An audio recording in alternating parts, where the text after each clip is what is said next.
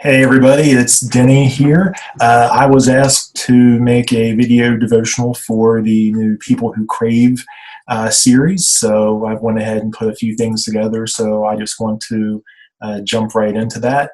The topic I want to talk about, it's going to be our voices, like how do we use our voice? This is personally I would say meaningful to me because one of the things I do at Marshall, I know a lot of you know I work at Marshall, and this isn't even my bread and butter duty or my primary duty, but one of the most meaningful things I do is teach a section of COM 103, which is speech. As you might know it, and hearing the word may bring up some negative memories for some of you. I hope not. But one of the things I love about that class is just seeing people not only build confidence, but growing into using their voice. And that's why I want to talk about it for us today, how we use our voice.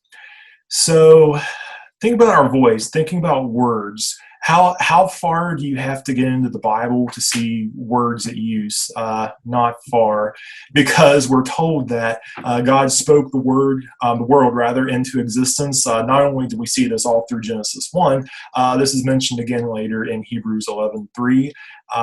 Words are powerful. I want us to think about how powerful words can be. And we'll talk about a few things as far as that goes. Proverbs 12:6 tells us that the words of the wicked lie in wait for blood, but the speech of the upright rescues them. Proverbs 18:21 tells us that the tongue literally has the power of life and death. Now, it's interesting because I think we've seen, even in the modern world today, we've seen this play out a little bit. You may or may not have seen this. IKEA, the furniture place, actually did a study in 2018 overseas at a school. And what they did is actually they took two plants and they had everything else controlled, which, for an experiment you have to do. They got the same amount of food, light, water, and all of those things. There was one difference. The one difference being is that students in the school for 30 days would come by and say positive, uplifting things to one plant, and they would bully, I believe was the name of the study, they would actually bully the plants. They would say negative things to the other plant. And believe it or not, at the end of 30 days, the plant that had been bullied looked much worse than the plant that had been built up.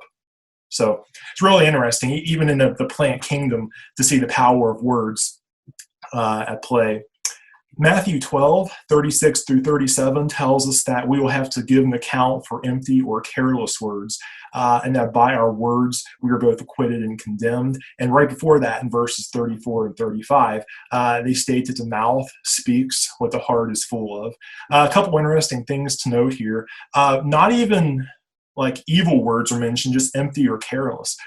So what about those empty and careless words? I mean, we're told here not to do that. That might be something we want to think about. And I'm getting to the point with all of this, as you'll see here in a minute or two, I hope. Another thing to think about here is people talk about things for a reason. Again, the mouth speaks what the heart is full of. If people are talking about something, there's a reason. It's in some way, shape, or form, on some level, probably important to them if they talk about it. And we see this play out a lot. Oftentimes, people who've committed heinous crimes are caught not because of DNA evidence, surveillance footage, or anything like that, but because they can't stop talking about the crime because it means a lot to them. To put it another way, the first place I ever worked in higher education was a small business college up in Gallipolis, and I remember the day that I had my interview there in 2009 to begin work. There was a kind of like a plaque that hung on the wall in the office, and it said, "Watch your thoughts, they become words. Watch your words, they become actions." And it went on through a series, went on a few more rungs down the ladder, and it wound up with watch your, I forget what it was, but it wound up with destiny. It's like all of this becomes your destiny, and it starts with your thoughts and it ends with destiny, and words definitely played a role in that as well. So a couple other things to look at. James 3 actually compares the tongue to the rudder of a ship. And I figure a lot of you know what that is. A fun fact about me, I'm kind of a Titanic geek. I think the Titanic is really neat. Of course, that's the ship they made the movie about a number of years ago.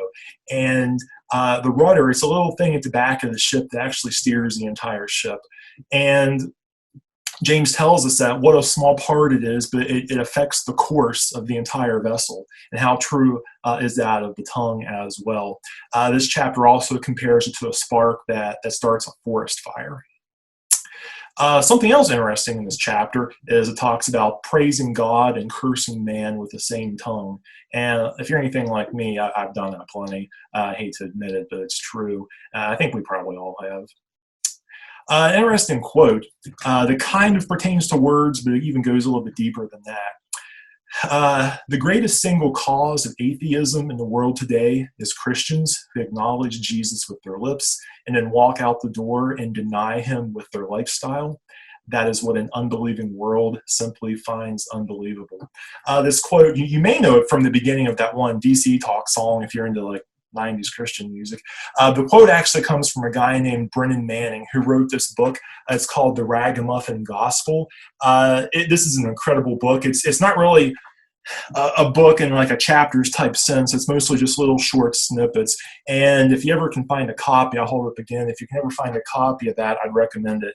Someone actually gave this to me, I think when I was a freshman in college, and I still have it all these years later, and I still pull it out and read it from time to time. An interesting way to think about your voice is it's a lot like a hammer, and I happen to have one right here. Now, the interesting thing about this hammer is the hammer itself really isn't good or bad. It's a hammer.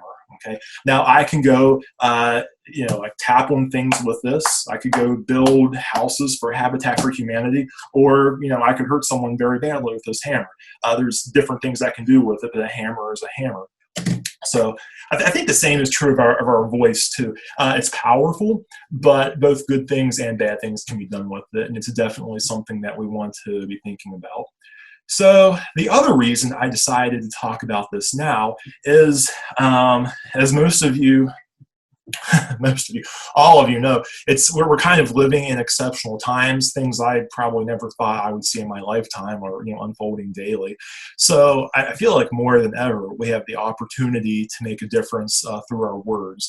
Now when I say make a difference, that can be for the better or for the worse.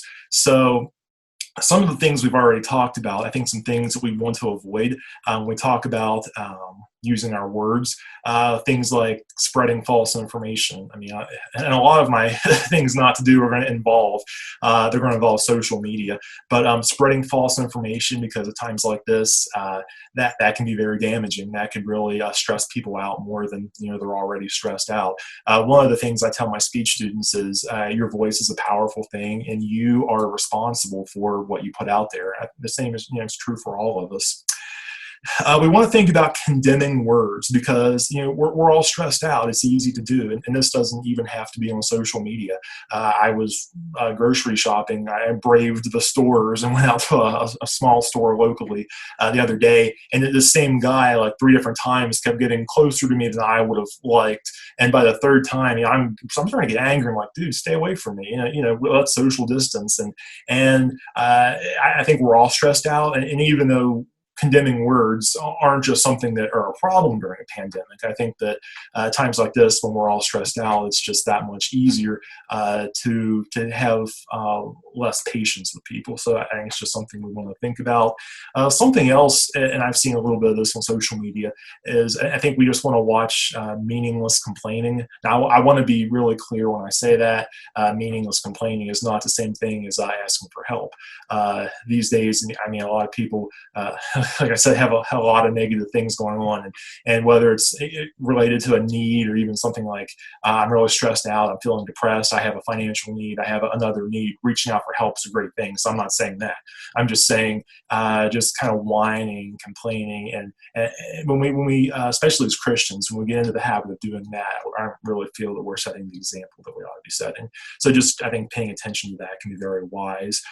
Some good ways to use our words: pray. A lot of times when we think about words, we think about here on earth, and I'll get to that in a moment. But what better way to use them than to go before God in prayer?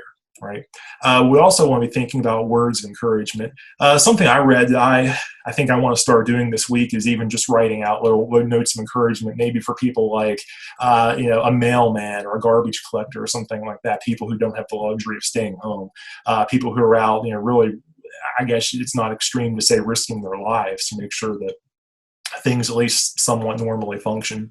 So just a word of encouragement to them, just people like that. But I think also particularly people we know who maybe are struggling, either that or maybe just people, maybe like church leadership, things like that, people who are doing their best to keep us at our best at times like this. And that could also be something to pray about. Who can I encourage? But I think encouragement is one of the best things that we can do with our voices. So I think that's definitely something we want to think about. So anyway, these have been some of my thoughts about how we can use our voices at a time like this. I really think it's something we all should be thinking about. If anyone has any questions or comments, just feel free to reach out to me. I'd love to discuss this more, and I hope everyone has a great week.